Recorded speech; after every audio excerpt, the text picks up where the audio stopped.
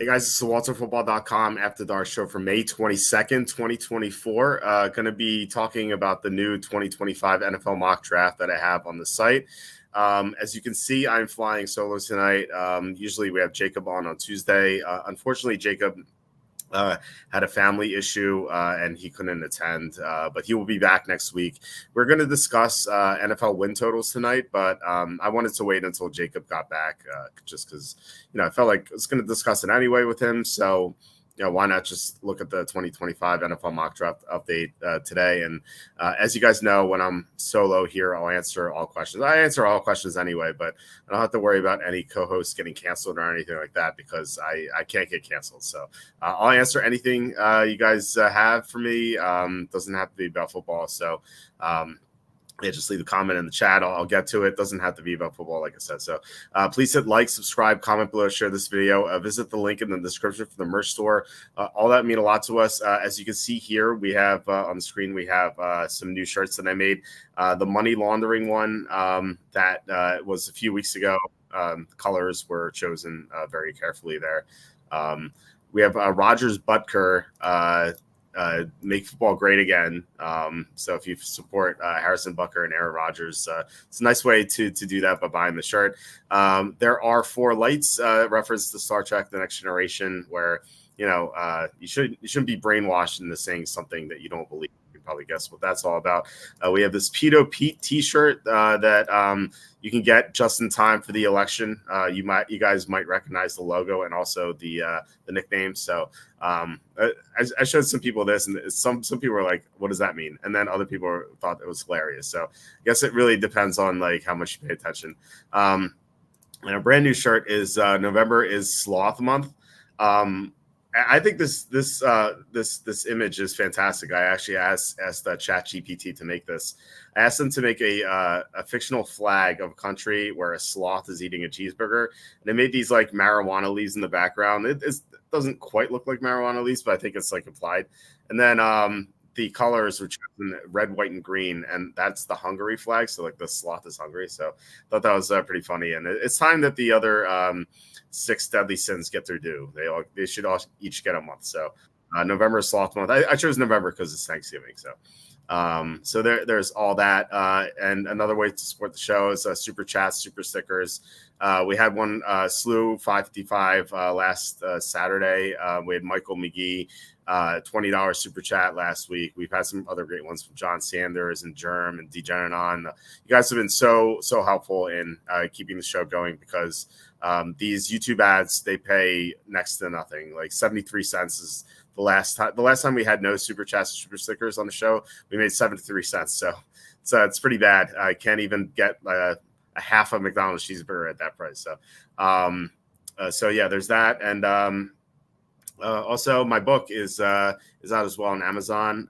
It is Jerks of the College Years. So you can get it here. If you like Jerks of the Week, you'll like Jerks of the College Years. It's just basically that for my college years. I was at Penn State for 6 years, so I met a lot of weirdos there, and I've read all about them. As you can see on the cover, there were some strange people, like the girl in the top left. I called her Phantom of the Opera. She wore so much makeup. She was pretty, but she wore so much makeup, like needlessly. Like it looked like she was wearing like a white covering, and her face was like she looked like a Phantom of the Opera mask. And then she could never do Sudoku. Like I would see her just like start a Sudoku puzzle, and like hours later, she still like wouldn't have any squares filled in. And this is like more than one occasion. Like she just couldn't figure it out. So like it's like one of many characters I wrote about in Jerks of the College Years. So you can get that on Amazon. So yeah, let's get to the mock draft. This was updated today. There are some changes, but not at the top. I still have the Broncos taking Shedeur Sanders, local prospect there. It's pretty fairly obvious, I think. If the Broncos have the top pick, which I think is pretty likely. I was actually talking to I posted a link to my NFL power rankings tonight, and some guy was like, "How can you have the Broncos not the worst team in the NFL?"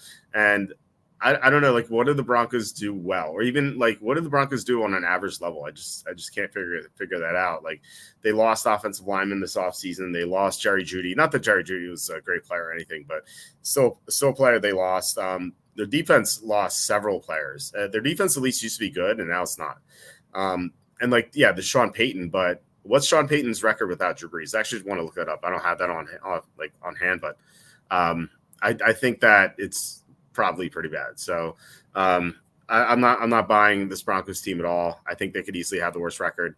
Now, I think the Giants you could argue the case that the Giants are worse. But the Broncos playing the AFC, and the Giants are going to have easier games than the Broncos will, especially in that AFC West. That's going to be so brutal for them. So if they have the top pick, it's going to be like the Cardinals in 2019, where the Cardinals drafted Josh Rosen in the first round in 2018, and then 12 months later they went to Kyler Murray number 1. It's going to be the same thing. If the Broncos have the top pick, they're going to take a quarterback. Like, I don't think there's any arguing that, like, unless they get like a great trade or something like that. But if Bo Nix is like bad enough where the Broncos have the top pick, like, they're just going to replace him. Like, the only argument I can see is like if he gets hurt and barely plays, and they still like him a lot, maybe they trade the pick. But I think it's going to be Shedeur Sanders. Number 2, Giant. I mentioned the Giants. They're horrible as well. Saquon Barkley's gone. The defense still has a lot of holes, even though they got Brian Burns. Like, the defense, especially in the secondary, is terrible. You have Daniel Jones coming off a torn ACL, so we'll see if. Yeah, I doubt he's going to be very good coming off the torn ACL, even though he's going to have Malik Neighbors.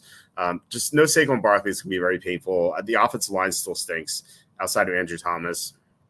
So there's really nothing there. So Giants get their quarterback here with Carson Beck.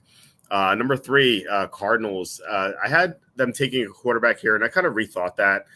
So they could still do it, but I feel like they're still going to make excuses for Kyler Murray. He's still signed there. It's a big contract. I don't know if they can get out of it effectively next offseason. It'll be easier than it would have been this offseason. Like, this offseason would have been a disaster for that. So that's why they didn't go after a quarterback at number 4. But and plus, like, the prospects after the top 3 weren't that great. But I think it's like the same scenario here. Like, I think if they end up with the top 2 pick, I think they'll take a quarterback. But if it's not Shedeur Sanders or Carson Beck, I feel like they're going to go looking elsewhere. And Walter Nolan makes a lot of sense to me. He's a player with such huge upside, and they haven't had like great production in the interior of the defensive line since J.J. Watt retired. So it's a good way to replace him, I think. Cassandra says, looks like Peyton is 25-21 without Brees. Yeah, I can see that. It's like pretty close to 500. So yeah, I think that makes a lot of sense. And plus, now, like, I feel like that's going to be under 500 by the end of the year. I don't know. Like, Sean Payton's a good coach, obviously, but again, like, he had Drew Brees, so I think he could be a little overrated. Like, I don't know if he's a great coach, you know. So he says, speaking of the Broncos, my guess is Peyton's record ATS in week 1 is not good. Can you do a quick check? I know it's not. And I'll do that quick check right now. So let's go to Killer Sports. We'll see if the site loads. Sometimes the site doesn't load. But I think that if I remember correctly, the Saints always started slowly. So I think it's gonna be a bad record. And it looks like, I don't know if Killer Sports, come on. Okay, there we go. All right, NFL SDQL query. Yeah, of course it's not loading. So I mean, if it doesn't load today, I'll have that answer for you tomorrow. I'm sure it'll. Okay, it says Killer Sports is getting an upgrade. We'll be transitioning to a new site format in the coming weeks. So yeah, they could just be down. But I'm sure. Oh, here we go. All right, so we have team equals Saints, and season is greater. What was his first year? It's 2006, I think. Season greater than 2005, and was it 2006 or 2007? Can't remember. And week equals 1, and they believe he left after 2022, I think. So we have this, and then team equals Broncos, and season equals 2023, and week equals 1. I think this is the right years. Of course, this doesn't work. Why doesn't this work? It can't be and. It has to be or. There we go. Okay. He's 6-10-1 against the spread in week 1. Assuming this is correct. I think it is. I think 2006 was his first year with the Saints, and I think 2021 was his last year with the Saints. I could be wrong about that, but yeah, I think this is 8-9 straight up, 6-10 against the spread. Worth noting that he started 3-1 in his career, 3-1-1, I suppose. So if you take that out, after he won the Super Bowl, he is 3-9 against the spread in week 1. So yeah, you're totally right that he's just really bad in week 1. I think week 2 as well, if I remember correctly. I think week 2 is pretty bad too. Let's take a look. Yeah, look, week 2 is 4-13 against the spread. So if you do, so you could do week is less than 3. Week is less than 3 here, and I mean, I'm sure you guys can combine the numbers already, but yeah, weeks 1 and 2, 10-23 against the spread to start the year. So yeah. Okay, yeah, you suspended 2012 starting 2006. Yeah, you could take 2012 out, I suppose. Those are 2 losses, so 10-21 against the spread there. So yeah, in the first 2 weeks of the season. So yeah, it's pretty bad. Yeah, Cassandra says I also have Denver last in my power rankings. Yeah, I think they're last, or you can make the Giants last. I think those are the 2 worst teams in the NFL. Now, some other team could have a ton of injuries and they'll be the worst. That always happens too. So. We'll have to look out for that. But yeah, so John's asking, is it power rankings or power ratings?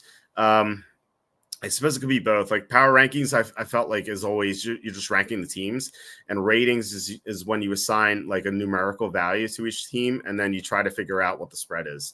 So what I do on the site is just rankings, but like I have an Excel sheet here on my computer, and I like that's what I do. Like I assign ratings based on my power rankings to each team, and then that's how I come up with my personal spreads. So yeah, I guess it just depends on what you do. All right, so getting back to the mock draft, we have the Patriots going with Will Campbell, tackle here from LSU. I think this is a pretty obvious pick because the Patriots have such a weak offensive line. I don't know if Will Campbell is the best player available. Like I'd put like Travis Hunter as the top player available, but the Patriots recently drafted Christian Gonzalez, a corner. I feel like their defense is really strong, and I think they have to protect Drake May. So going with Will Campbell, I think makes sense. Maybe they can move down a couple spots, but obviously we're super far out. We're 11 months out. The Panthers going with another LSU player, Harold Perkins. So this is a big need for them suddenly. Like they traded Brian Burns to the Giants, so they need a new pass rusher, and Harold Perkins is looking like he could be a top 5 pick. Drew Aller to the Titans. I had him at 3 in my last update. Now I have him 6. So we'll see what Will Levis does this season. I'm kind of like bullish on the Titans, like as their roster as a whole. The problem, there's 2 problems with the Titans. Like one is that they play in such a tough conference. If they play in the NFC, I think they could maybe challenge even for a wild card. If Will Levis is good, I should say. Like if Will Levis takes a nice jump in year 2. They could challenge for a wild card in the NFC, but in the AFC, it's going to be impossible because there's so many good teams. And the second problem is Will Levis. Like we just don't know what we're going to get out of him. I feel like his range of outcomes is all over the place. Like he could be terrible, and we saw him be terrible last year. Like the game against Tampa, for example, like he looked lost. Like he just didn't look like he knew what he was doing.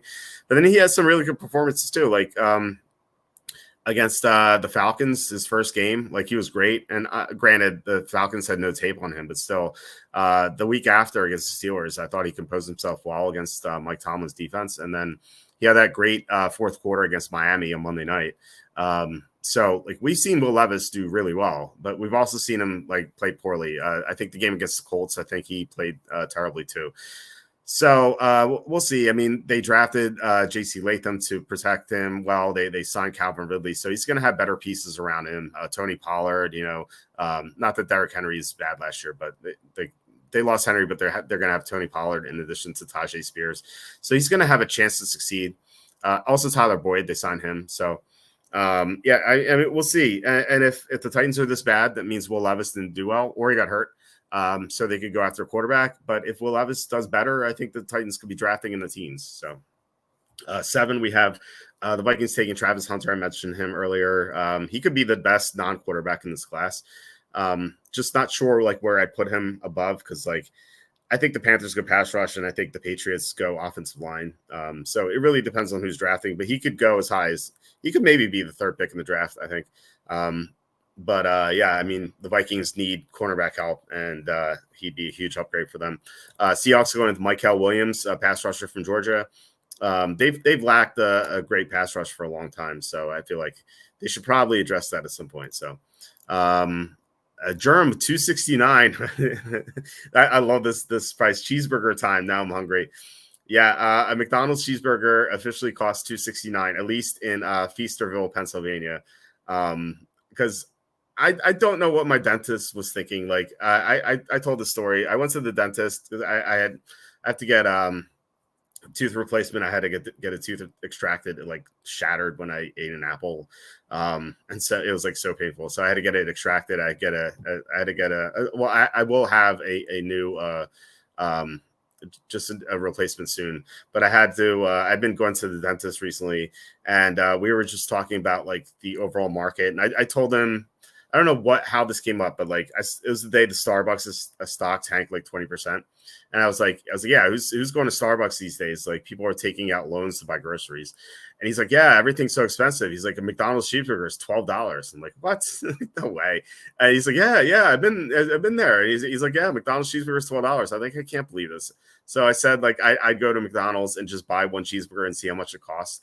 And it's $2.69, which is like sure, it's not $12. But when I was in high school, cheeseburgers are 59 cents. So I used to get 4 because I used to swim and I needed the calories. So 59 cents times 4 is 236. So it's crazy that 4 cheeseburgers in, was it like 97, 98? That was cheaper than one is now. It's just crazy how like insane our inflation has gone. So Mike saying New England could be worse. It's possible. I think New England has a couple of things going for it. First, I think the defense could be really good. It was good last year, but granted, Bill Belichick's gone, so there could be a decline. But then again, like Christian Gonzalez is going to come back from injury, so I think their defense could be really good. And then their quarterback situation is like not bad. Like I think Jacoby Brissett's a good spot starter, and then they have Drake May, who has a lot of potential. So like there's a chance their quarterback play could be decent this year. They still have a ton of holes. Like they've really not much at receiver. Like Jalen Polk is their top wideout. Like unless Kendrick Bourne is fully recovered from his torn ACL, which I don't expect. And then they're like their offensive line has issues. Like this team's not going to be good. Like don't get me wrong. Like I feel like they're going to win 3 or 4 games, but I think they're better than the Broncos. Like at least they have a good defense. Like Denver doesn't have a good defense anymore. But the Giants could easily be bad. Matthias says no on Hunter. Please let me know why. I actually think I remember you saying that you didn't like his showboating. Is that why? Mike says Patriots just announced Cole Strange out for part of the season. Yeah, I saw that. The problem is like Cole Strange is not good, so like it didn't really like affect my analysis of the Patriots too much. Like their offensive line's already gonna be bad. It's just like this team's gonna be miserable. Like they'll probably be the bottom 3 team in the NFL. I just think that the Broncos and Giants are worse at the moment, but you know if they suffer some injuries on defense, like they could easily be worse. It's a start term. Yeah, exactly. John Sanders, my power ratings are for spread calculations and have unevenly graduated numbers attached to them, but the 2 terms are pretty interchangeable. Yeah, definitely. 5 Guys is close to that. Yeah, 5 Guys is so expensive. It's a much better product though. Like McDonald's is basically rat meat. It's disgusting. Like I love their egg muffins though, and their fries are good, but their burger is just like it's like so bland. Like I ate the burger I bought and it like I didn't enjoy it. Like I wish I had like 5 Guys instead, you know. It's just like I jokingly call it rat meat, but that's what it feels like compared to other burgers, you know. Such this $2.69 could get you 1/6 of a Red Robin cheeseburger and fries. I learned that this week. Yeah, that's super expensive too, but like that's at least a sit down restaurant, you know. Whereas I guess McDonald's you can sit and eat there too, but that's fast food. Like Red Robin's like an actual restaurant with like, you know, with drinks and stuff. So Actually went there for my birthday. Just had to compromise and like get something or go to a place where like everything where like everyone would like it, just like my parents, my like my dad won't eat everything I like. So, he'll like Red Robin. And then you have my son who, he's a super picky eater. So he just wants chicken. He always says chicken French fries, or mac and cheese, or like mac and cheese French fries or something like that. Like he's super picky. So you have to like kind of like compromise. Kevin Kovac, $25. Thank you so much, Kevin. Just wow, this is awesome. Thank you so much. Hey, good to catch you live, but busy lately. Hate to take you off topic. You watching this NBA playoffs? Didn't expect Mavericks to make a serious run, or the Wolves handle Nuggets? Who you got in the finals? Well, first of all, this is awesome, Kevin. Thank you so much. Just really appreciate it. So yeah, I mean, unfortunately tonight I was so pissed because the Celtics were up. We had Celtics minus 11, and they were up by like 13 or 14 at the end of the third quarter. And then the Pacers had this run. I actually fell asleep in the fourth quarter. I don't know what happened there, but I woke up toward the end and I saw that the Pacers were up 3. It was like 117, 114.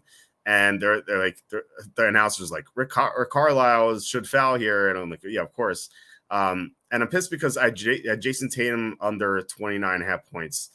And he was at 26 at the end of regulation. And even if he hit the 3 at the end, like we still would have been under, but obviously we've gone to overtime. And of course, like the Pacers don't foul. The Celtics hit a 3. It goes to overtime, and Tatum finishes with 36. So we don't get the under. We lose with the Celtics minus 11. It's pretty rough. It's the second time in the playoffs we lost on an under points heading into overtime. Like the first time was Jalen Brunson against the Sixers.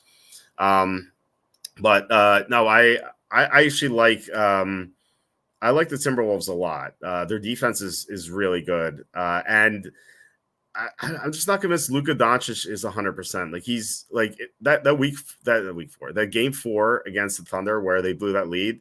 They blew the lead because Doncic hurt his knee and just he couldn't move. So if something like that happens against the Timberwolves, like the Mavericks are cooked. But like both teams are really good. I think that both teams could give the Celtics a run for their money.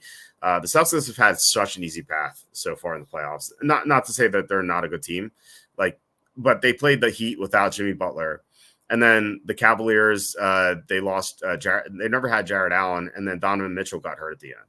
So Celtics have had such an easy path, and they're not going to have an easy opponent in the finals, provided they get past the Pacers. I think they will. So I think it's going to be Celtics, Timberwolves, and I actually talked to Jacob about this because he's a Celtics fan, and like he said he was super confident, and then he saw the Timberwolves beat the Nuggets, and he's like,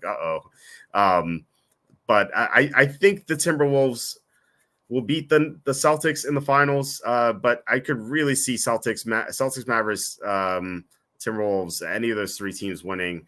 If I had to bet one, it would be the Timberwolves at the moment. I just thought I was really impressed with what they did against Denver. Like the first 2 games they won because Jamal Murray was not healthy, but then like the way they rebounded after going down 3-2, I thought was really impressive. I mean, Anthony Edwards is such a great player. Like, it's just so difficult to stop him. And like the Celtics not having Kristaps Porzingis, I think that could be the deciding factor. Yeah, like I said, I think the Timberwolves beat the Mavericks. I don't think Doncic is 100%. If he's 100% suddenly, then I think the Mavericks could win that series, and I think the winner of that series wins the finals. So yeah, hopefully that answers your question. And again, this is awesome. So like, thank you so much for the $25 super chat. Cassandra says, I don't know. I haven't had a cheeseburger since I was 12. Really? Wow. Are you like vegetarian or something? Because I feel like I have a cheeseburger like every week. Maybe I shouldn't because I'm the heaviest I've ever been. But I love my cheeseburgers. I can't like not eat them. Mike says you got to put A1 on the rat meat. Makes any meat good. Yeah, well, it's true. You could do rat meat or ketchup. Either one works well. I would rather have ketchup on my burgers, but A1 is always going to be good. I know Kenny disagrees, but we'll agree to disagree. I'm in John Sanders' camp. He says I don't think I've ever gone 12 days without one. Yeah, me. Yeah, same here. I really don't think I have. The Canucks came up short. Yeah, and I could have hedged with the Oilers. I didn't. And then Sunday I could have hedged DeChambeau with Xander. I didn't. Like, it's man, just like a streak of like bad luck these past 3 days, just so brutal. And then Cassandra says, Walt, just remember how good it feels to have plus 6.5 in the NFL going to overtime. Yeah, true. Until the team you're going against hits a field goal and then they get a pick six, which is possible. I'm waiting for that to happen. It has. I've not seen it happen yet, but I feel like it's going to happen at some point in the near future, and everyone's that's going to be the worst beat. Like one of the worst beats ever, because the old rule would have ended the game right there. But you do have a good feeling, like with your plus 6.5 going to overtime. You just like wish that your team wins the coin toss, so that can happen. All right, so let's get back to the mock. Saints going after Patrick Payton, another pass rusher. So the Saints wanted Miles Murphy 2 years ago. And I feel like they would have drafted Laiatu Latu at 14 this April if their offensive line wasn't in shambles.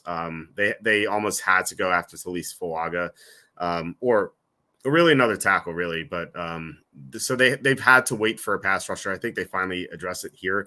Buccaneers drafting Will Johnson, cornerback from Michigan. Their pass defense was terrible last year, and they lost Carlton Davis. Like, Carlton Davis wasn't a good player, but his replacement's going to be worse. And so I think their pass defense is not going to be like even as good as it was last year. And it wasn't even good last year. So I think Tampa has to go after a cornerback at some point in the near future. Redskins drafting. I don't know why it says Commanders. What is this? It's not my doing. I'll have to fix that. James Pierce, edge rusher from the Titans. The Redskins lost Chase Young and Montez Sweat. So they need a pass rush. I like the Redskins roster overall, but they have some holes, and pass rusher is definitely one of those holes. Chargers drafting Princely Umanmielen out of Florida. Another edge rusher here, which at the moment is not a need because they Joey Bosa and Khalil Mack, but Khalil Mack's getting up there in age. Joey Bosa always seems to be hurt. I feel like they're going to go after an edge rusher soon, because I think they're going to lose one of these guys next offseason.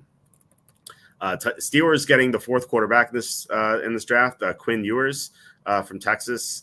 So right now they have Russell Wilson and Justin Fields, but what if both of them suck? Like, I feel like some people expect Fields to do well there, and he could.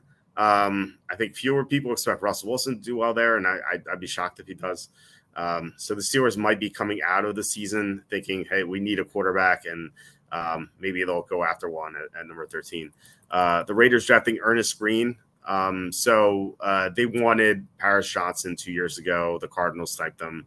And it's kind of like the Saints. Like, the Saints drafted a tackle over an edge rusher, which they wanted before because they really needed to. But the Raiders is more of like a best player available when like Brock Bowers fell to them.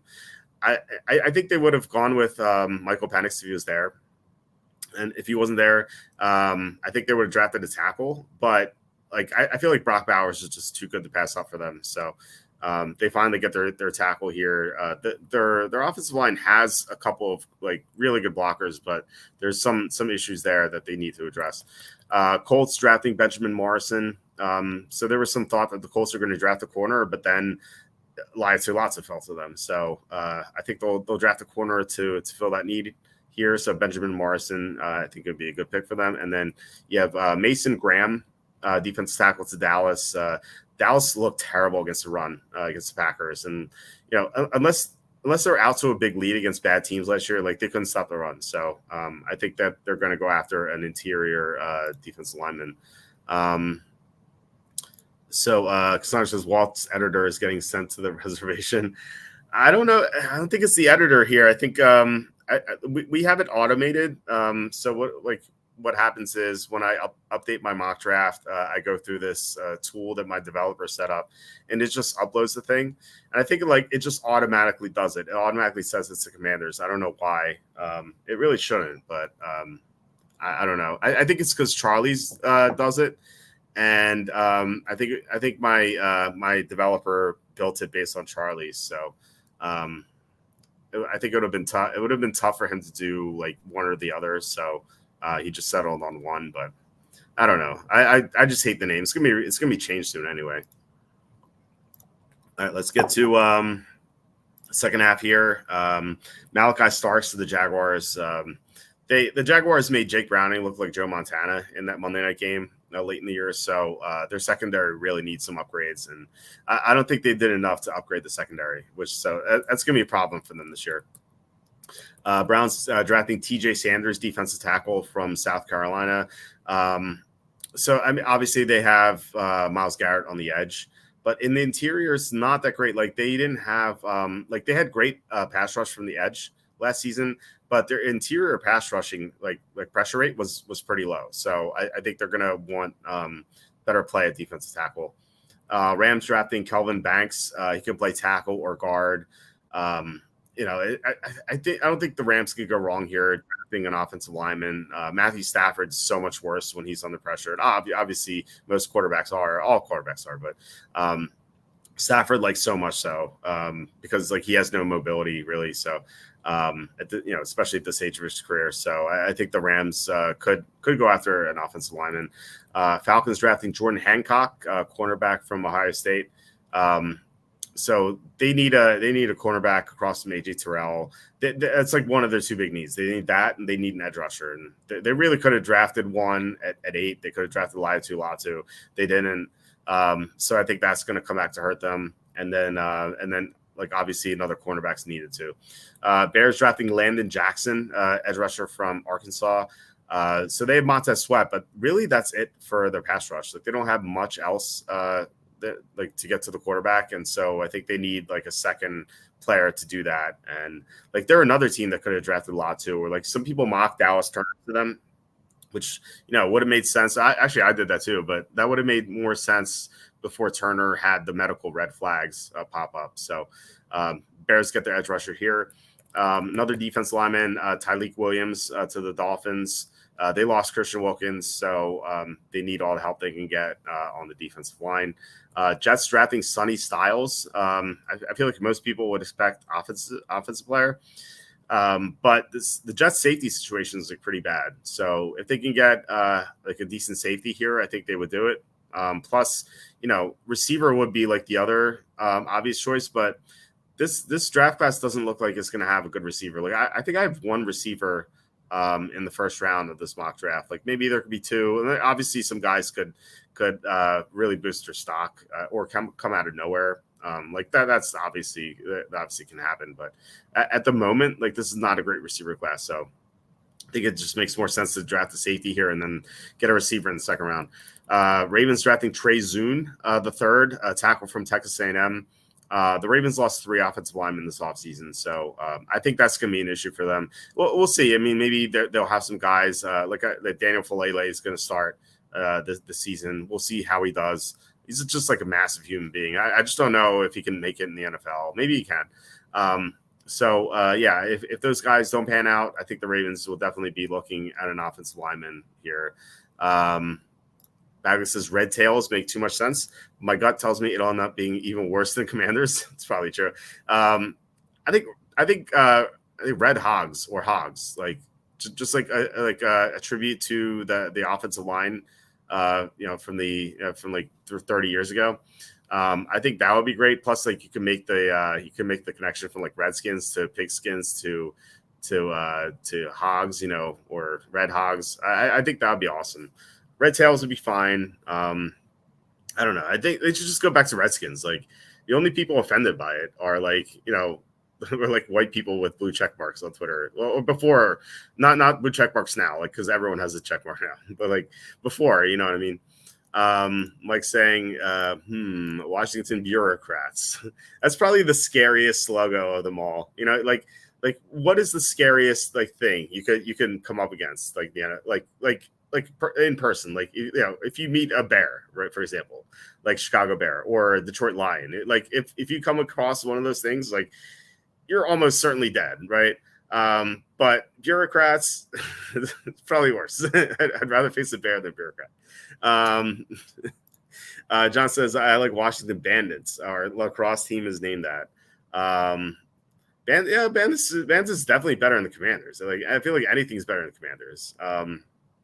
I don't know. I just think Redskins or Hogs, Red Hogs. Like I think that'd be the best. Washington agents, take your pick, IRS or CIA. That's up there. That's definitely worse than Bears. I don't know. Like, yeah, there are a lot of scary logos. Like, if you meet a Viking, for example, like, not that those exist anymore, but back in the day, they would not be bringing like flowers or wanting to go on a picnic or something, But yeah, any bureaucrats, agents, like, I think that's the scariest things these days. The Jets' safety situation is rough. Simmons is still out there. They probably don't have the cap for him, but the cap is fake anyway. That's true, and I can't imagine that Justin Simmons is going to cost that much money. That's definitely a move they can make. I don't know why they haven't done it yet.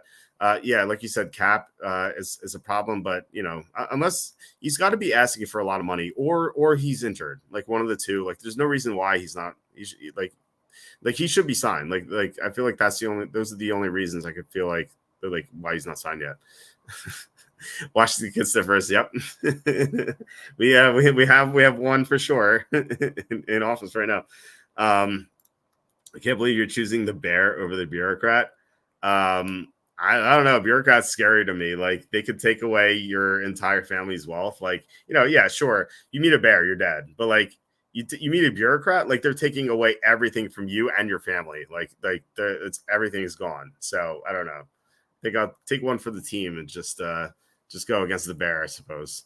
One of the funniest, I saw I don't know if it was like a meme or a cartoon once, and it was like 10 steps you should do if you meet up against a bear, like if you're trying to fight a bear. Like, one is like crouch down, like 2 is like lunge at the bear and like try to tackle it, and like it just goes like to step 3, step 4, I forget what all the steps were, and like it goes to like step 9, and like you're almost gonna kill the bear, and like step 10 is just accept that you're about to die, because after step 2 you just got mauled to death. So yeah, it's pretty funny. I don't know where I saw it. I think it was on Twitter, but I had a good laugh about that. Washington lobbyist. There's a lot of bad stuff in Washington. A lot. So Washington worthless politicians. Yeah, it's kind of redundant though. Like, I feel like you don't need worthless. Like, they're all worthless, CPS can literally take away your family. Yep. Yeah. I mean, we've seen government do a lot worse over the years. It's scary stuff. So yeah, I'll take my chances with a bear over a bureaucrat who wants to take me down, or my family down, for sure. So yeah, it's that meme where it's like, where like women are asked, like, would you rather be in the woods with a bear or a man? It's like the dumbest thing.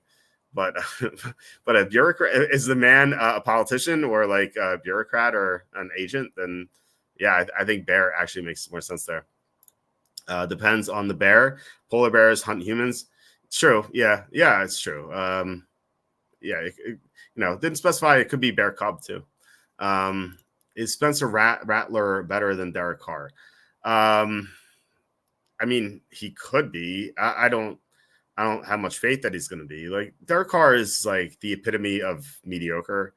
I know a lot of people like to rag on him, but I just think he's just like the most average quarterback in the NFL. It's not bad. It's not good. It's just like he's going to have some good games. He's going to have some really bad games. But when it comes down to it, like, he's probably going to lead you to an 8-9 record or a 9-8 record, as long as your team's like decent. So yeah, Rattler has more potential right now. Definitely not. Like, Rattler is, he needs to be developed, but in 3 years, like, could he be the starter over Carr? Sure. Maybe in 2 years. So we'll see how he's developed. I think it's going to be interesting to watch his developmental progress. Derek Carr was flag football MVP. Well, okay. Yeah. Fair enough. I take back everything I said about Derek Carr. Sue says, just for kicks, please rank the 8 divisions from best to worst. Okay. Well, the worst is the NFC South. I think that's easy. So we had the NFC East. I put the NFC North over the East for sure. And then NFC South is the worst. NFC West, I'd put ahead of the East, but not ahead of the North. So in the NFC, I'd have it would be North, Northwest, East, South. And I think every division in the AFC is tougher, right? Because the softest division in the AFC is the AFC South, but they have the Texans, who are a playoff contender or a Super Bowl contender. The Jaguars, I think, are like easily a playoff team, unless they get hurt a lot again. And then I like the Colts a lot too. Are they better than the NFC North though? That's the question, because there's the Titans, but the NFC North also has the Vikings, so like pretty even. Like those divisions are like pretty even. Actually, I think I'd put the AFC North ahead of the NFC North, but it is close though. In as far as the rest of the divisions in the AFC, I'd go. Man, it's really tough. Like the East has the Patriots. Like I feel like every division has a horrible team except for the North, AFC North. We just saw every team in the AFC North except for the Bengals made the playoffs last year, and the Bengals are going to have Joe Burrow back. So I think I'd put the AFC North first, and then I'd put the AFC West because they have the Chiefs, and the Raiders have maybe the best defense in the NFL. Chargers are going to be, with Harbaugh, this should be a good team. And then the East, it's close though. AFC West and AFC East are super close. So I think I would do it. I think I would go AFC West. AFC North, AFC West, AFC East, AFC South, NFC North, NFC West, NFC East, NFC South. It's crazy that the AFC is that good, but I think that's where we are. John Sanders, thank you so much. It's 260, another 269. Thank you so much, John. Josh Allen, over or under 36.26 and a half passing yards. What is his like? What does he do in his career? Career stats. Let's see. What has he done? I mean, he's gone over 4,000 the past 4 seasons. So yeah, I would definitely go over 4,000. Is that out there? 36.26. Like, I feel like he would easily go over that. Like, just based on this, that is a low number. I'm kind of perplexed by how low that number is. Please let me know where you found that, because I'd like to bet the over there. AFC South is underrated. Yeah, I agree. Yeah, that's a really good division for sure. But the whole AFC is stacked. Mike says, "Give me koala bear." How vicious can they be? Yeah, you're exactly. Yeah, you have to kind of specify what bear it is. AFC South looks salty. Yeah, it's a good, especially like think about it this way. Like, what if Will Levis is good this year? Like, suddenly all 4 teams are going to be good. Sandra says AFC North, AFC West, NFC West. Okay, interesting. NFC West, I don't know. Like, yeah, they have the Rams and the Niners, but like I guess you like the Seahawks a lot better than I do. I just don't. And the Cardinals, they're going to have Murray, but for how long? Like, I feel like he's going to get hurt at some point. So he has NFC West, AFC East, NFC East, AFC South, NFC North, NFC South. Okay, yeah, I'm much higher in the NFC North and AFC South than you. But yeah, I mean, yeah, we're in agreement that AFC North is the best, NFC South is the worst. So yeah, at least we have that agreement. What pick is worse, Penix at 8 or Bo Nix at 12? I think Bo Nix at 12. As weird as it sounds, because the Falcons had Kirk Cousins. They signed him to a $100 million contract.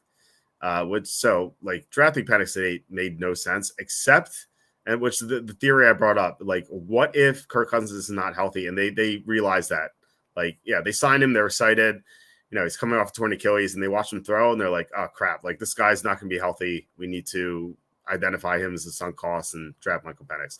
Like, that's the only way that pick makes sense, and it could happen. Like that could be the case. If that's true, then Penix is easily a lot better of a pick than Bo Nix. But with the assumption that Kirk Cousins starts week 1 and starts the whole season, like, both these picks were horrible. But I at least like Penix as a prospect. Like, I don't like Bo Nix at all. Like, I think Bo Nix was a 2nd round prospect, whereas like Penix, well, like, you could argue maybe 2nd round, but only because the injuries, like the multitude of injuries in the past, like that was his was like the real negative about him. Also, his age, like, yeah, he's gonna be 25 soon, but the same thing you could say about Bo Nix. Like, Bo Nix and Michael Penix are the same age. So they both have that problem. I just think Penix is a lot better than Bo Nix. So like Denver easily could have traded down like 18 spots, 15, 16, 17, 18 spots and gotten Bo Nix. Like there was no one else taking Bo Nix. It kind of reminds me of the Steelers when they drafted Kenny Pickett in the first round. Like no one else is taking Kenny Pickett. Like Charlie was asking around the NFL, like, because Charlie and I had issues with our mock draft, like placing Michael Penix, placing Kenny Pickett and Malik Willis. And we kept asking teams, like Charlie's like trusted contacts. And like they're like Charlie's like, oh, if one of these guys falls to you, will you take him? And like every team was like, no. Like there's no teams are interested in Pickett or Willis in the first round. Yeah, some teams are like maybe second, but first round they're like no. And so like I think the Steelers easily could have traded down. What they draft, like number 19, I think. Like they could have easily moved down at least 5 spots, but like maybe even 10 and gotten Kenny Pickett. So like that was a huge mistake. Obviously, we know that now because they got rid of him. But yeah, it's the same thing with Bo Nix. Like there was no interest in Bo Nix from anyone in the first round except from Denver. So like Denver could have traded down, and yeah, like you could argue like, oh, they didn't get a good deal, but I don't think you need to accept a good deal. Just accept like a subpar deal. Like yeah, you'll lose on the trade value chart, but at least you'll pick up more assets, and then you'll still get your guy, and you'll have more picks. Like I think Denver really blew it. But yeah, they were both bad unless Cousins is hurt. We just don't know that information yet. John says it's on FanDuel. Joe Brady offense without Diggs. Yeah, true. Okay, sure. Yeah, without Stephon Diggs. But, in the second half of the season, Stephon Diggs wasn't all that great. Like, he was either playing hurt or just didn't work well in Brady's offense. So, I mean, he's cleared 4,000 easily. It's not like he's been on the edge there. And we only need 30. What was the number? 36, 26? Like, I feel like that's easy. He should get that for sure. I like that a lot. Yeah. Thanks for the heads up about that. That's something I want to bet. Love T says Herbert, the most overrated quarterback in the NFL. Why does he get a pass? We'll see. I think the jury's still out on Herbert. I mean, he's super talented. Like, I don't think he's arguing that. You could argue like he doesn't come up in the clutch or something like that. He blew that 27-0 lead to the Jaguars, but like, to be fair, like he's been coached really poorly. Like they've had 2 terrible coaches with him. So I think that maybe they'll with Jim Harbaugh there, like maybe they'll finally be able to get over the hump and start winning games, like games that matter. So I will see. We'll see how he does with Jim Harbaugh. I think he hasn't had like a super fair shake so far, even though like he's had good talent, but like, Keenan Allen and Mike Williams have gotten hurt a lot. Austin Eckler got hurt last year too. Using Walter Football rankings, you have AFC North, NFC North, AFC East, AFC South, NFC West, AFC West, NFC East, and then NFC South. Okay, so it's kind of close to what I said. AFC West is a lot lower, I suppose, but yeah, I don't know. I think I bumped up the West so much because the Chiefs are there. But yeah, I think I could definitely get behind that. I would lower NFC North, but I know this is based on my rankings, but I would lower the NFC North compared to the AFC divisions. John said that 269 was the cover of McDonald's cheeseburger. Thanks. Yeah, thanks, John. I still can't believe cheeseburgers are 269 now when they were 59 cents in the 90s. I know, like, you could say that about everything. Like, I remember gas, like filling up my gas tank was like, it was like 99 cents a gallon. I remember it went over $1 and I was shocked. It was like $1.03 suddenly. I'm like $1.03, this is ridiculous. like now it's like $4 or whatever it is. Like, it's absurd. Let's see, says Bo Nix is Case Keenum. Yeah, I can see that. Penix has elite talent. I agree with what you're saying. I think Bo Nix is going to be a good backup quarterback in the NFL. Or like a guy like Keenum who could start, half a season if the quarterback's injured, and he could do okay. Like he doesn't have like any elite traits. It just seems like a subpar quarterback at best to me. Cassandra says the AFC East doesn't have a great team, but I think they could have 3 teams with winning records, even accepting inter-division games. I think you're probably right, but like I feel like they have the potential. Like the Bills, if the Bills of Josh Allen are always going to be a contender, and if they can get a replacement for Stephon Diggs, like, what if Keon Coleman's going to be great as a rookie, like suddenly, like they're going to look awesome. You have the Dolphins, who have a tendency to sometimes look like the best team in the NFL, and then they lose by 20. But if they can be more consistent, then I think that they could definitely make a Super Bowl run. And then you have the Jets, like, if you can get Aaron Rodgers and Tyron Smith and Mike Williams to all stay on the field, I know it's like huge ifs, but if that's possible, then the Jets are going to be a Super Bowl contender as well. So like those three teams have like immense potential too. Sandra says I'm lower on every team in the NFC North than most, except for the Vikings, who I think will be bad, but not as bad as many are predicting. I mean, we'll see what JJ McCarthy has to offer. He's like another guy who has no upside. Like he seems like a Mac Jones type, like a fancy Mac Jones. But yeah, I mean, if Kevin O'Connell can get him to play really well, then yeah, I mean, with that receiving core, like those definitely have potential. Do you think the Giants will start Drew Lock over Daniel Jones? I think if Daniel Jones is healthy, he'll start. But the question is if he's healthy. He's coming off a torn ACL. He may not be ready for the start of the season. Like I know, like I saw a report today saying that he was throwing, but I mean, like what? Like is he throwing like this? Like how is he throwing? I just don't know. But I think Jones will start week 1 if he's healthy. But I do think Drew Lock is going to start at some point next year. Sue says AFC North gets to play NFC East. Giants, Redskins, sub 500. Cowboys weaker. Yeah, it feels like the AFC North could have 3 teams in the playoffs again for sure. Jets schedule is cakewalk after week 1, especially early. Yeah, I actually went through the Jets schedule with Scott Mason, who's on the show. He was a guest on the show a couple weeks ago. He does the Play Like a Jet podcast. And so I was on the show, I think it was last week. We went through the schedule. And we both had, I think he had the Jets at 12-5, and I had the Jets at 11-6. Just going through the schedule, and you're right. Like it didn't seem like that particularly hard. What's funny about their schedule is that like a lot of their opponents are like in bad spots. Like I think their week 2 opponent it's either the Patriots or the Titans, or it might be the Titans. And like the next week they play on Thursday night, it's like stuff like that. Like their week 4 opponent is also weak. I think that might be the Titans or whatever. I forget who it is. Their week 4 opponent's weak, and then week 5 they have to go to London. And then they have something similar to that too. In like week 8 or week 9. So like while their opponents could look like winnable, they might be in rough spots. So they may not win like all those games. Cassandra says I also predicted the Broncos to win the AFC North. And the Chiefs to miss the playoffs last year. I think you mean AFC West. So many preseason record predictions don't have a fantastic track record. Yeah, it's tough because you never know what'll happen with injuries and whatnot, and like players regress or like really develop. Predicting the NFL is like really difficult. John says the Broncos win the AFC North, they'll give you $1 million. Well, you never know. Like, what if they suddenly change divisions? Like, you're gonna be in trouble. So like. Don't make those sort of promises. Sandra says, yeah, that was last year, John. They're dead to me. Yeah.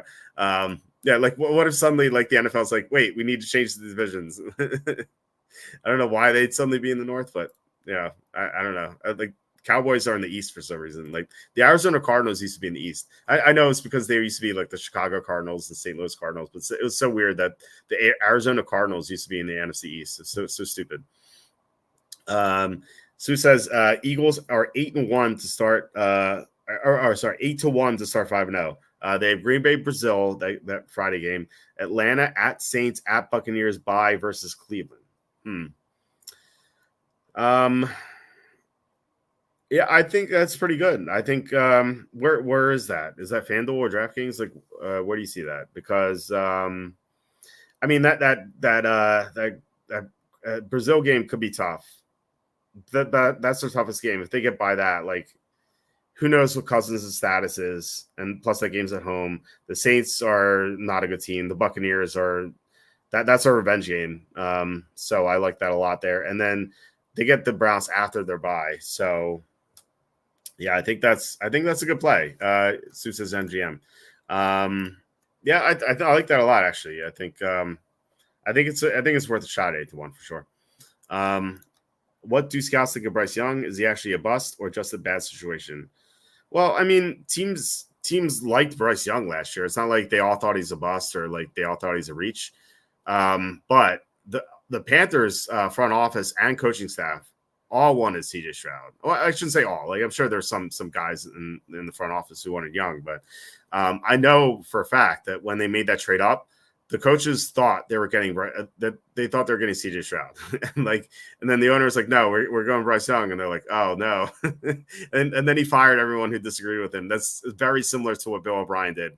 Bill O'Brien, he did not want Deshaun Watson. So when they took Deshaun Watson and like Bill O'Brien, so what happened was the Texans GM drafted Deshaun Watson, and then the Texans GM had to step down because of like medical problems. And then Bill O'Brien got more power. He fired everyone who disagreed with him during the draft because he wanted Tom Savage to be a starting quarterback. Just kind of goes to show how dumb Bill O'Brien is. Because he wanted Tom Savage over Deshaun Watson, and he fired everyone who disagreed with him. and also, he also blackballed the people he fired. He tried to make sure they wouldn't get other jobs. This is not a good person. This is Bill O'Brien. John said this crap. You're right. Amazon might sweep in and make them change the division. Yeah, you never know with these corporations and these streaming services. Cassandra says I also failed geography middle school. I always loved geography. That was always one of my favorite classes. John says most people had Bryce Young ahead of Stroud. A lot of revisionist history going on here. I personally like Stroud, like myself, but you're right. I mean, people did like Young over Stroud for sure. I didn't like Young's like how he's built. I always thought that he was going to get injured a lot. He did get injured last year. He missed I know he missed the Panthers game. No, sorry, he missed the Seahawks game in week 3. But yeah, no, I mean Stroud obviously was great, but we do know that the Panthers wanted Stroud over Young for sure. Sue says, say glowing report on Young connecting with Canales and his teaching. Saw a glowing report on Young connecting with Canales and his teaching. Yeah, I think I saw that too. Canales is talking up Bryce Young. Now, like Bryce Young looking good in practice may not translate to games, So I would be like a little cautious here. But I do think Bryce Young's going to do a lot better this year. Well, I mean, he can't do worse, right? But with the upgrades they made to the offensive line, they signed 2 guards to big contracts, and the interior blocking was so much worse than the edge blocking last year. So they upgraded that. They got Deontay Johnson. They drafted a receiver in the second round. So I think this team has some potential for sure. Xavier Legette actually was at the end of the first round, not technically not second round, but it was their second round pick that they used to get Legette. I think this team, especially with Canales there, like this team has potential. Like I always see, like when I say like the Broncos or Giants are gonna be like the worst team in the NFL, like people are like, no, Panthers. Like Panthers, I don't think they're gonna be good this year, but I don't think they're gonna be the worst team. Like I can see them winning 5 or 6 games, just based on the upgrades they made. But we'll see. Sanchez, the Broncos, the highest team geographically, same thing as North. That's true. And then my Dolphin Finn says, I just don't see Beck being a great starting quarterback at the NFL level, not mobile enough to play the position. We'll see. I mean, it's still early. I've had players in my mock draft like near the top who really tanked. I guess most famously, probably like Matt Barkley. I mean, he was up there, and then eventually it didn't happen in the first round, but like ahead of time, I thought he'd go in the first round. There are like some other like shady quarterbacks. Like Spencer Rattler was projected number 1 for a while, and then he fell off too. But a lot can change. Like, and guys will come out of nowhere. Like Joe Burrow, he was on no one's radar, and like the year before, and then like suddenly he was the number 1 pick in the draft. Jaden Daniels was the second round prospect at this time last year, and he went number 2 overall. So like you're going to see a lot of changes for sure. Cassandra, you're too funny. My Dolphin Finn says, how good will Washington Huskies be this year? Soft non-conference schedule. Jed Fish has been recruiting well. How do they do in year 1 in the Big Ten? And Will Rogers at quarterback? Honestly, I haven't looked at college football yet. I'll have to dig into that later. I can probably answer you. I can answer that question for you next summer. No, sorry, next summer. Later in the summer. But I I talked about this before. Like, I really lost track of what teams are in which conferences. And I said this, like, I couldn't find Central Florida in I go to this site called CFBstats.com to find like stats of college football players. And like, I couldn't find Central Florida to save my life. Like, I didn't know what conference they were in. And like, I think they were in the Big 12. And I was shocked they're in the Big 12. Like, I completely missed that. And then like, I just didn't know when Washington, USC were going to the Big 10. And I guess it's this year. Like, I just, like, I lost track of that completely. But yeah, I can answer this question later in the summer. I'm just not there yet at my research. Panthers may be covering a machine early. Yeah, I can see that. We do like them. Tom and I like them week 1 against the Saints. Young was a lot more articulate than Stroud. Is that true? I don't remember that.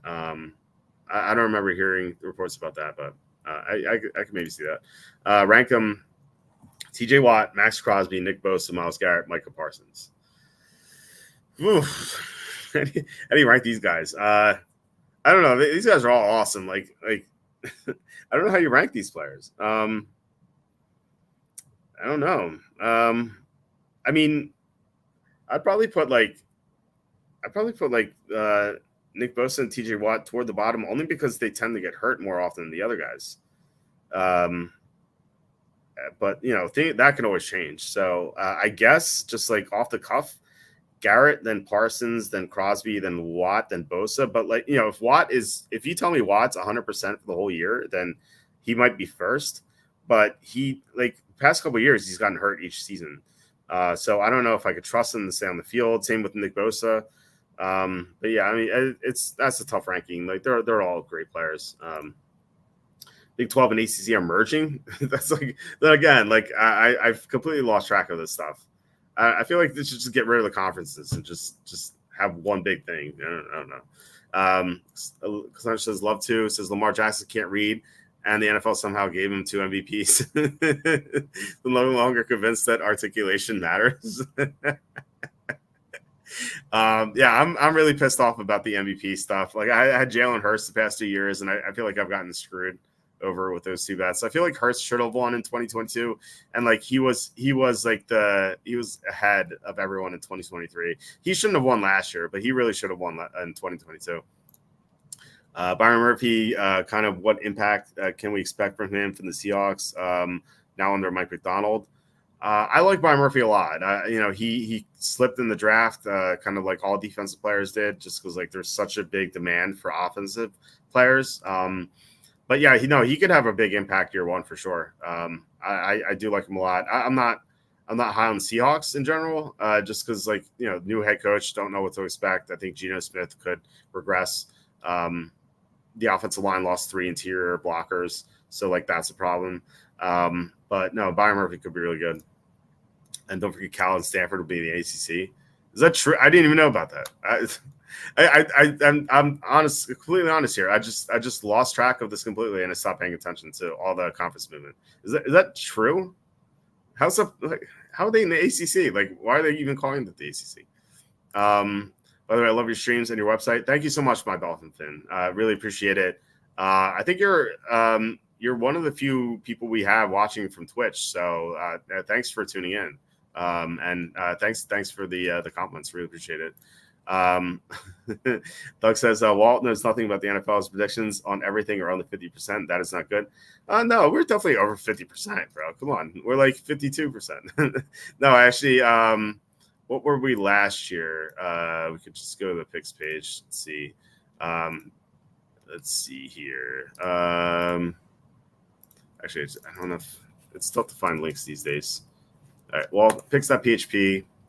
Yeah, 154 and 134. See, we've been over 500 every year, like 144, 137, not great. 138 and 124, 148 and 128. The last time we were under 500 was 2017. So, 2023, 143, 141. Last year we had so many bad beats last year. It was disgusting. like the Mac Jones taking a safety against the Raiders, the Texans kicker being hurt, so they couldn't hit the extra point at the end. There's so many others. I just can't think of them off the top of my head. Like there were so many bad beats last year. There's so many bad beats that like I told people I wanted to write a book about all the bad beats last year, which I still might do. But no, we are over 50%. So I disagree that we are under 50%. Garrett Crosby, Parsons, Watt, Bosa. Sounds about right to me. Yeah. Talent, JJ Watt, he has like a 9.99 RAS. Yeah, I mean, yeah, based on physical talent, yeah, he's incredible. But he needs to stay healthy. He just hasn't been able to do that. They had to go somewhere. Yeah. He only has 4K in subs. That should tell you everything you need to know about him. I feel like a lot of people don't know about our YouTube channel. I always bring that up, and people are like, "Oh, you have a YouTube channel?" And like people pop in sometimes. They're like, "Oh, I didn't know you have the show here." So yeah, we're growing the channel. We have 38K followers on Twitter for what it's worth. But well, I appreciate Doug. I appreciate you commenting, so and helping us out on the show here. Up here in Seattle, he's a solid 87%. Doug, did Walt steal your patio furniture or something? Yeah, I don't know. I did something to Doug, apparently. Doug, I'm sorry if I like drunkenly stole your patio furniture one night. I didn't mean to do it. I'm sorry. Walt's always on the plus side. Yeah. You always got to think positively, for sure. I like your over-under record, same as flipping a coin 1,000 times. Yeah. The over-under is like, it's so close to 500. It's something I've never been able to figure out at all. And plus, like, I don't have any, I just don't have any like joy in picking totals. Like, it's just so boring to me. I was never a fan. So, yeah. Cassandra says, Doug, why is your profile photo of you and a woman getting slimed in a special breast cancer awareness episode? You can't do that on television. Let's go back to this. Let's see. He is. Yeah, it feels like he's getting slimed. I used to love You Can't Do That on television. That was like my favorite show when I was a kid. But yeah, it was fun. I used to love the show a lot. But I tried to watch it recently, and it was. I don't think it like withstood the test of time, or like maybe I just didn't have good taste when I was a kid. I also talked about like the Legend of Zelda cartoon. Like that was so bad. I watched it because I put it on for my son, and like he got a kick out of it. But I was like, man, Link complains a lot. He just whines and complains the whole show. It's just terrible. Well, subs are quality over quantity, exactly. But the quantity will get you there. Yeah. I would definitely take quality subs over quantity for sure. Maybe he stole Doug's trash can in the middle of the night. Yeah, getting revenge. Maybe Doug's the one who stole the trash can from me. That's the twist. Walter sucks very bad. Again, thank you, Doug, for supporting the show by commenting. Love to Eat says Dave Smith is going to debate Chris Cuomo on PBD podcast. Yeah, I can't wait for that. Chris Cuomo has a lot to answer for. He faked being in what was it called? In quarantine, because he even admitted it. Like when he said this biker guy like confronted me, and so like he openly admitted that he was out of quarantine, and then a couple of days later he like walked out of his basement. He's like, "Oh, I'm out of quarantine now." And like you can see his son, like when he was doing that, you can see his son, and like his son just like looked so disappointed in his dad. He's like, "Why is my dad just a big liar on camera?" Chris Cuomo has a lot to answer for. I do like, that he's maybe coming around, but I don't know. I think he's a grifter. So I love Dave Smith. I can't wait to hear that debate. I'm looking forward to it. Now that Aaron Donald is retired, who are the best 3 defensive tackles not named Chris Jones? I have to think about that.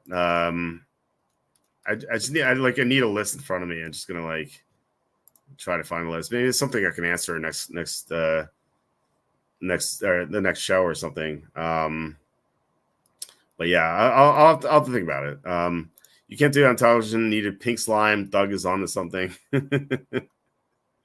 Yeah, for sure. Doug, your first troll in a long time. Yeah, it's been a while. We haven't had a troll on here. I love trolls. I love answering them. Cassandra says, well, I was thinking about your Link comments yesterday. He's sort of like Luke Skywalker in the A New Hope. Is that ANH? In the first half of Return of was ROTE. He was a whiny B2. He's become a real hero. Though Link's character might not have been developed past the whiny part. Yeah, the funny thing is, like, so Luke was a whiner, and then he became like this Jedi warrior, right? But like, it's the opposite with Link, because like I gave this example on Saturday when I was talking to Tom. He was like, he like Princess Zelda made him do spring cleaning in the third episode, and it's like, why would you make your attendant knight do spring cleaning? First of all, and like second, like Link didn't want to do it, and he goes like, oh man, I saved Hyrule, and now I have to do spring cleaning. Oh man, like he's just like complaining the whole time. It's like, and then he fakes being sick. He's like, oh, I can't do cleaning, I'm sick. It's like, this whole episode is just him complaining, like and whining, and like he does that every episode too. But it's like, it was super bad in that episode. But like Link even said, like, he saved Hyrule, and then he became this guy who had to clean the castle. So it was like, so he became a whiner after he saved Hyrule. So like, maybe, I don't know, maybe he deserves some credit here for saving the kingdom. But yeah, he just turns into a whiner. But like, Luke was the whiner and then became the hero. So I don't know which one's worse. I don't know. Doug put his life savings in AMC stock. Yeah.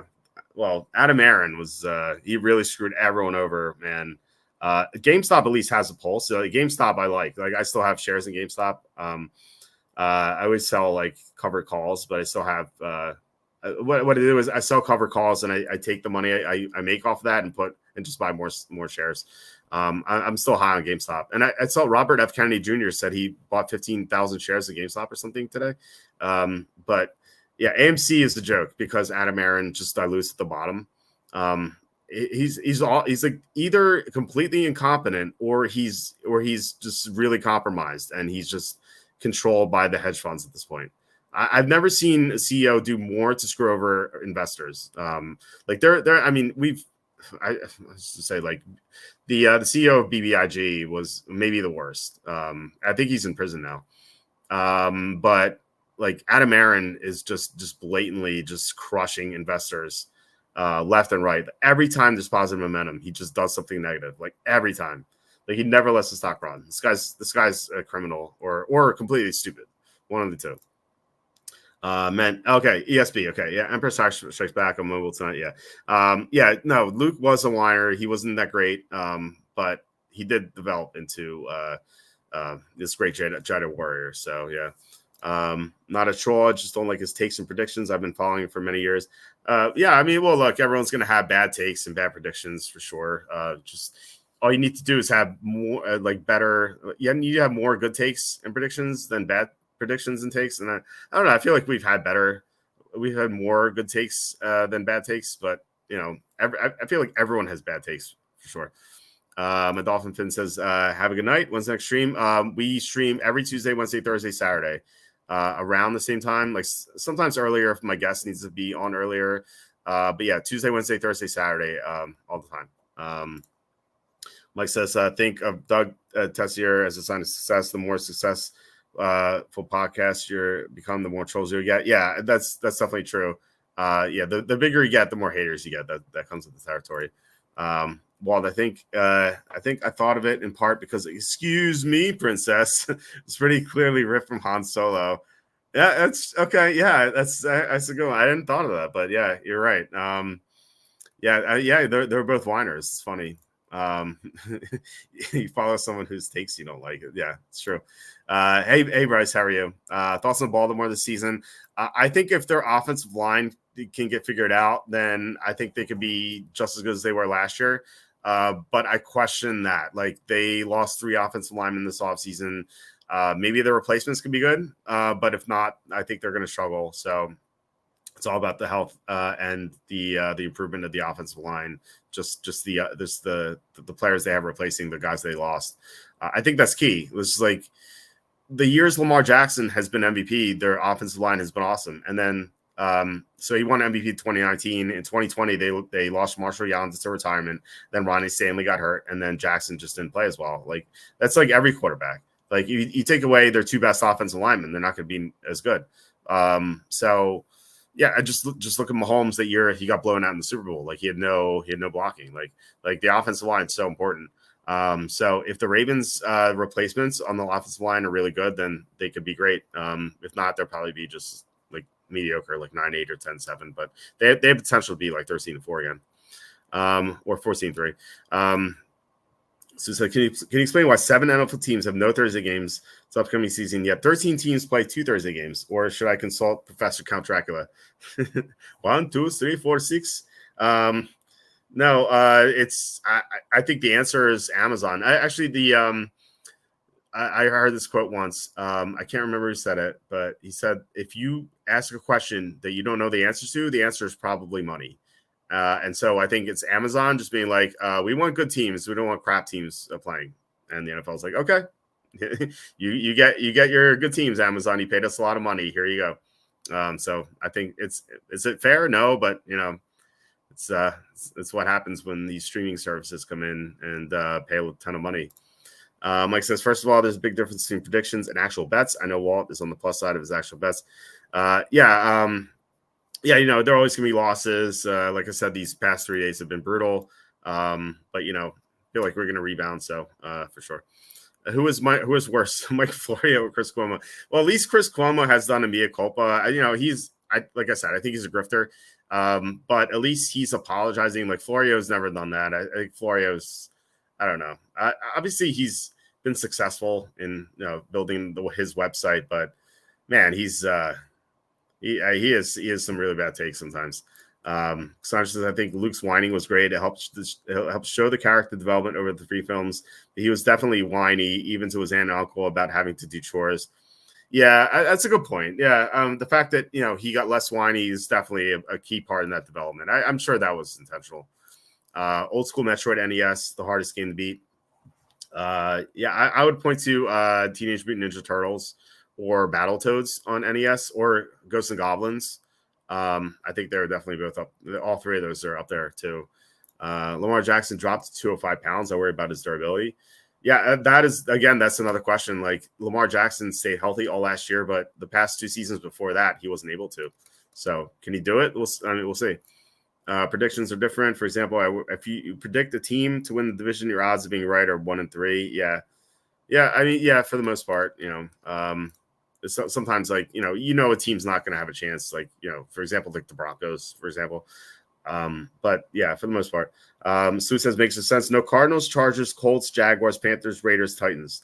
I feel like they could have included the Raiders and Raiders, Jaguars, and Colts and Chargers. I think they could have included because, maybe not the Chargers. If like Amazon's like we want teams that are going to bring in a lot of viewers, Chargers and no fans. So and maybe you can make the same thing like same point about the Colts. The Colts obviously have way more fans than the Chargers, but like they're not in a big market. I guess Jaguars aren't either. All these teams are not in big markets, by the way, except for the Raiders, but they're I don't know if Las Vegas counts as a big market, like maybe not. But the Raiders have a huge following, so I don't think like they apply. But all these teams are in smaller markets, and so I think Amazon was just like, we want teams in bigger markets. Right. And John says, I think you're higher on the Raiders than anyone in the national media. I agree. I think a lot of people are lower on the Raiders, and I think that's going to give us good betting opportunities. Like they're plus 3.5 against the Chargers week 1. Like I think that line is way off. Like I think the Raiders are better than the Chargers. And at the very least, like they're even, and they're going to have home field advantage on the road because like they're going to have so many more fans in the stands than the Chargers. So I like the Raiders in week 1.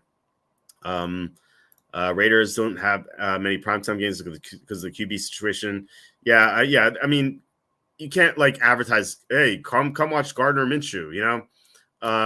That's definitely true. But man, their defense is gonna be so sick because their defense was 7th in EPA last year, and they signed Christian Wilkins. Like their pass rush is gonna be disgusting. Like I love their defense, and like their offense has talent. Their offense has Devontae Adams, Jacoby Myers, Brock Bowers.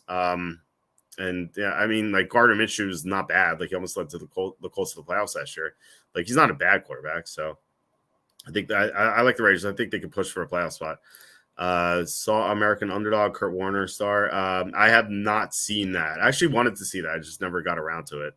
But yeah, let me finish this mock draft. It's been a while since I talked about these picks.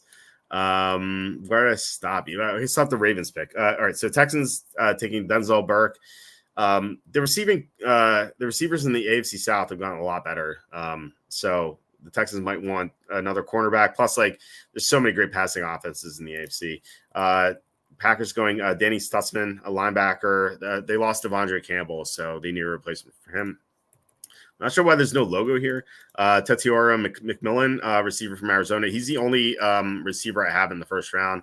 The Lions had some interest in receivers at the end of the first round last year, and they traded up for Terrion Arnold, but they were looking at receivers at 29. And so I think that might be a hint about what they're going to do here. It really depends on Jameson Williams. Like maybe he finally makes a big jump this year, but he hasn't shown any signs of it.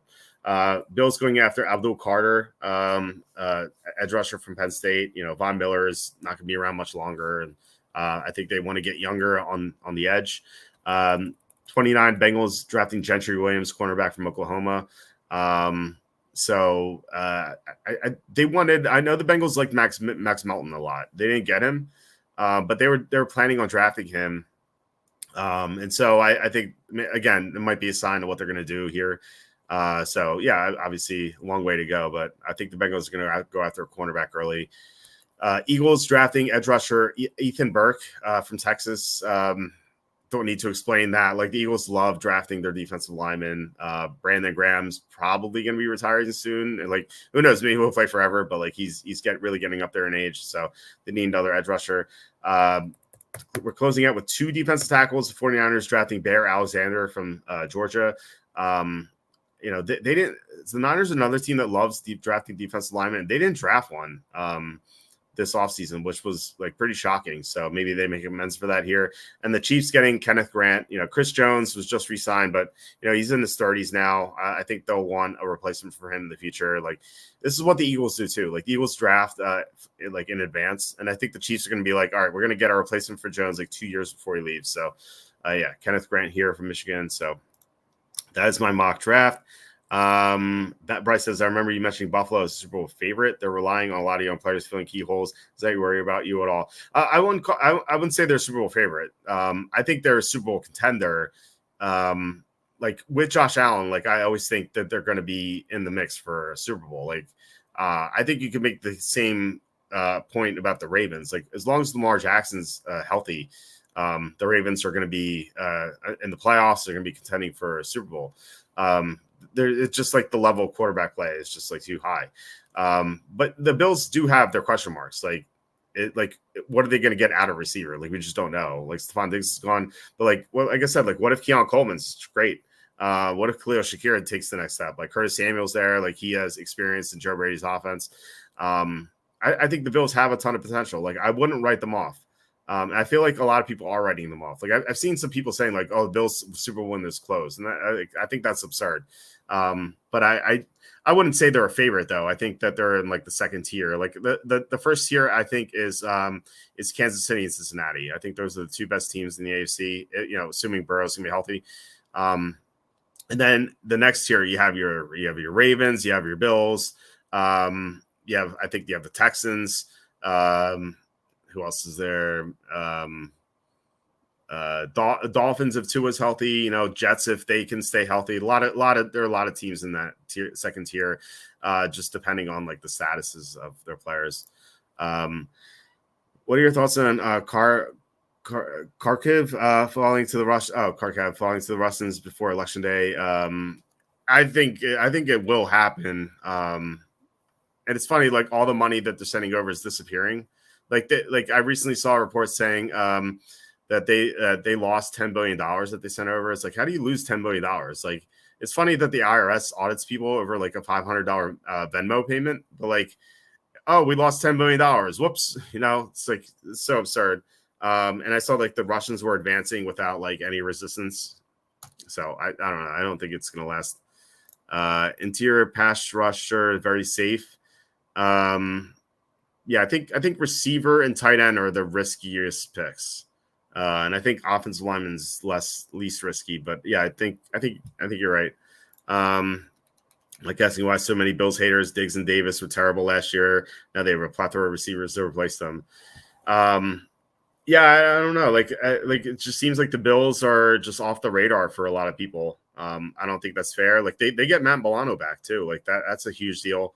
Granted, like he hasn't been able to stay healthy, but if he can, like I think the Bills. I think the Bills are a team that could definitely make a run to the Super Bowl. I'd love to get a good number on them to win the Super Bowl. Like I just don't think that's out there. But if I could find something like better than 20-1, like I'm definitely going to consider it. All right, so yeah, I guess that's it. Thanks so much, guys, for commenting, watching. Really appreciate it. Appreciate you all, even the haters, Doug as well. But no, guys, just really appreciate it. Thank you so much to Germ for 269. John Sanders also 269s. I feel like it's going to be a meme here. So next like 9/11. But yeah, 269. I could get 2 cheeseburgers now. But no, Kevin Kovac with the $25. Really appreciate that as well. Thank you so much, guys. You guys are the best. I love doing the show.